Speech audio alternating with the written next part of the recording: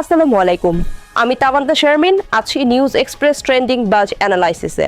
আজকের আলোচনার বিষয় সংখ্যালঘু সহিংসতার বয়ান স্বতঃস্ফূর্ত অপরাধ নাকি পরিকল্পিত ন্যারেটিভ তৈরির চেষ্টা। বাংলাদেশের সাম্প্রতিক কয়েকটি হত্যাকাণ্ড ও সহিংস ঘটনার পর খুব দ্রুতই একটি নির্দিষ্ট বয়ান ছড়িয়ে পড়তে দেখা যাচ্ছে। এসব ঘটনাকে এক রৈখিকভাবে সংখ্যালঘু নিধন হিসেবে উপস্থাপন করা হচ্ছে, বিশেষ করে তদন্ত শেষ হওয়ার আগেই।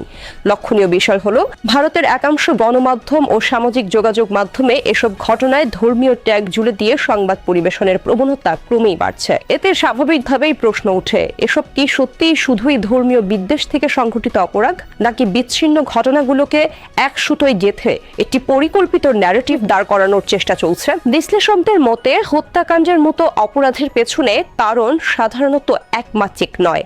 ব্যক্তিগত শত্রুতা, ব্যবসায়িক বিরোধ, স্থানীয় আধিপত্য বিস্তার, চাঁদাবাজি কিংবা ক্ষমতার দ্বন্দ্ব, এ ধরনের বহু জটিল বাস্তবতা থাকে। কিন্তু সাম্প্রতিক ঘটনাগুলোতে সেই বহুমাত্রিক দিকগুলো উপেক্ষা করে খুব দ্রুত ধর্মীয় সহিংসতার তকমা লাগানো হচ্ছে। তদন্তের আগেই এমন সিদ্ধান্ত জনমনে আতঙ্ক তৈরি করে বিভ্রান্তি ছড়ায় এবং দেশের সামগ্রিক ভাবমূর্তিকে প্রশ্নবিদ্ধ করে।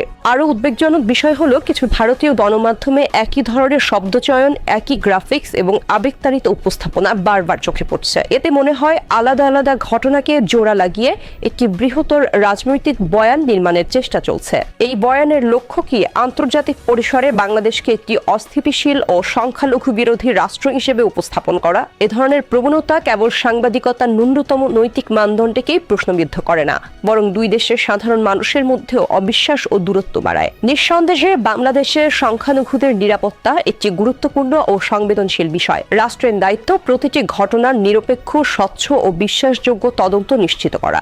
কিন্তু একই সঙ্গে এটাও পরিষ্কার করে বলা প্রয়োজন, যাচাই বাছাই ছাড়া উদ্দেশ্য প্রণোদিত প্রচারণা চালানো হলে তা প্রকৃত অপরাধীদের আড়াল করে এবং সমাজে বিভাজন আরও গভীর করে তোলে। তাই প্রশ্নটি শুধু অপরাধ হয়েছে কিনা সেটিতে সীমাবদ্ধ নয়, বরং সমান গুরুত্ব দিয়ে দেখতে হবে কিভাবে, তার স্বার্থে এবং কোন প্রেক্ষাপটে এসব ঘটনাকে একটি সুনির্দিষ্ট রাজনৈতিক ও ধর্মীয় ট্যাগ দেওয়া হচ্ছে। আজ এ পর্যন্তই। নতুন কোনো বিষয় নিয়ে আবারও দেখা হবে। সেই পর্যন্ত সবাই ভালো থাকুন।